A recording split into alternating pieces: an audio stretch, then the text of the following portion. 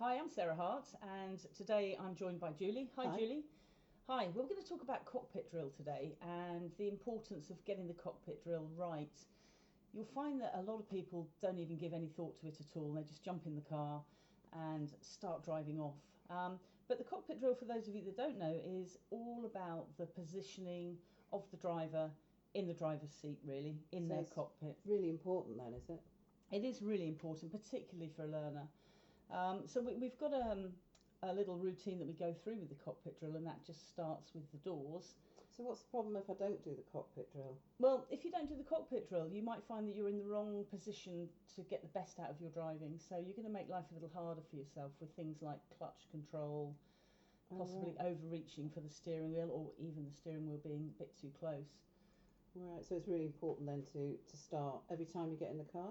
Yeah, unless you were the last person to drive it. Yeah. Okay. Yeah. Right. Okay, so the first thing we talk about with the cockpit drill is D for doors, and that's just making sure that all of your doors in the car are shut, and that obviously includes the boot as well. But of course you would get alarms going off if any of the doors were open. Then it's worth just checking the handbrake, make sure the handbrake is on and secure so that the car's not rolling off down the hill as you're getting yourself organised. Then we talk about the seat. And this one's really important because if we get the seating position wrong, it's going to skew everything in the car. So you're going to be overstretching for pedals, perhaps, or steering wheel. So setting up the seat correctly is really important. You seem to be doing it in a specific order. Is that important? Well, it's really important that we get the last thing at the end. You can mix and match a little bit with the things before that, but it is better if you can have the same routine every time. Then you're going to make sure you don't miss anything. So it's D for doors. D for doors, H for handbrake. H for handbrake. Then it's S for seat, making sure that your seat's in the right position. And it's really important when you set your seat that when you put your left foot down on the clutch with the ball of your foot, that you've just got a slight knee bend with the clutch right down. And you'll find that learners want to get very close to the pedals, and that's going to create even more difficulties with that clutch control. So set the seat so that with the clutch right down, you've just got a slight knee bend. Okay. Okay. And also, of course, wear sort of sensible footwear at this point. You don't want to be coming out in high heels or wedges or anything like that, or flip-flops. So good sensible shoes, probably trainers or such. So not my 4.5-inch stilettos. Not your 4.5-inch stilettos on this occasion. You can put them on when you get out of the car, perhaps. Okay. So there's our seat, and there's, you know, in most cars there's numerous settings for the seat, but the position forward and back is really important. Then we come on to the steering wheel. Again, it's really important that you're not too close or too far away. And a little exercise that we do with that is move the steering wheel up and down until you can make sure that you can see the dials easily through the gap in the steering wheel. Mm-hmm. You need to be able to see your dials.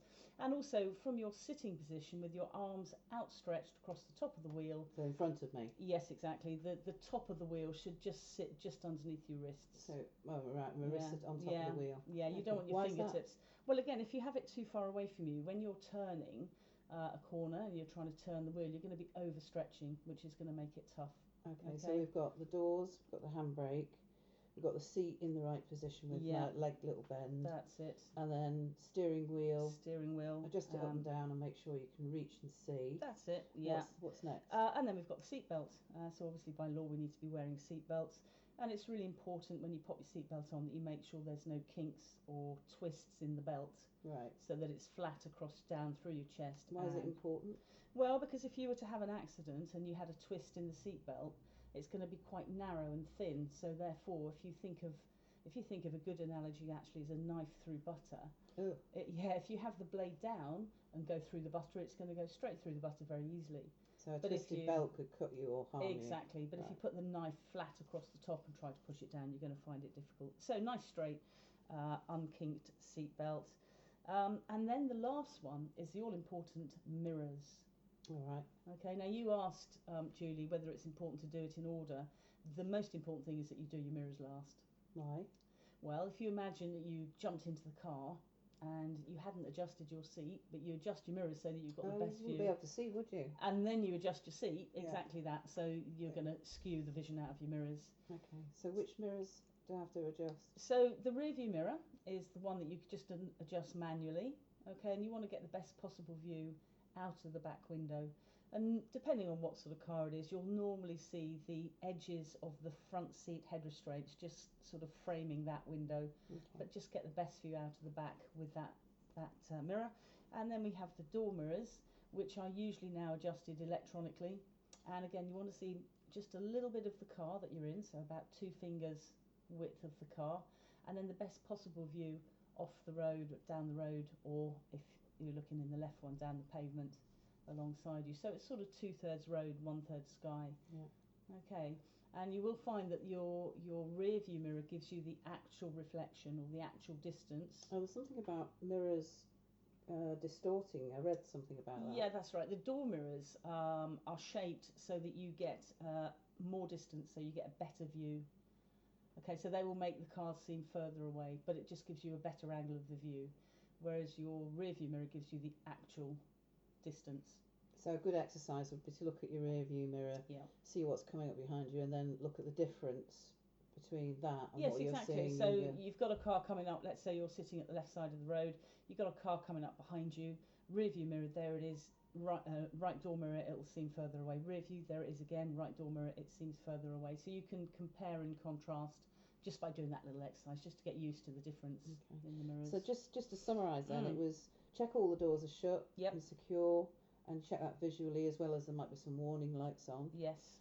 And then it was handbrake. How do I check the handbrake again? Well, it depends whether it's an electronic one. Oh, if it's an electronic, just make sure it's on. Yeah, exactly. Yeah. And again, if it's a manual one, just give it a little tug and make sure it's nice and make sure it's nice and tight. And then the seat belt, make sure it's not twisted or bent and it's on. So do your seat next. Oh, seat, wasn't it? Yeah. I mean, you could do your seat belt, but then you're going to be trying to adjust the seat with the seat belt on, which isn't so comfy. So doors, handbrake, seat. Yes. Then your seat belt. Well, you could do your steering wheel next. Oh, it's steering wheel, wasn't or your seat. It doesn't really matter which way.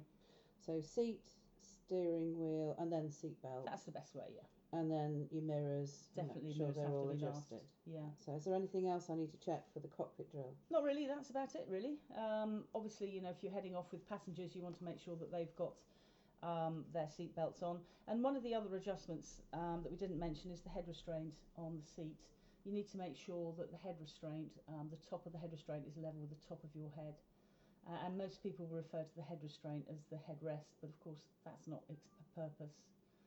Okay, so the purpose of the head restraint is to minimise or eliminate head and neck injuries if you are unfortunate enough to be in an accident. But as I mentioned, there are a number of adjustments on the seat depending on what type of car you've got. Okay, so just to summarise then, it's doors, handbrake, seat, steering wheel, seat belt, then mirrors. Exactly that. And as part of the seat, check the head restraint. Head restraint, yeah. Okay, thanks for that. Yeah, no, great. Cheers. Good job.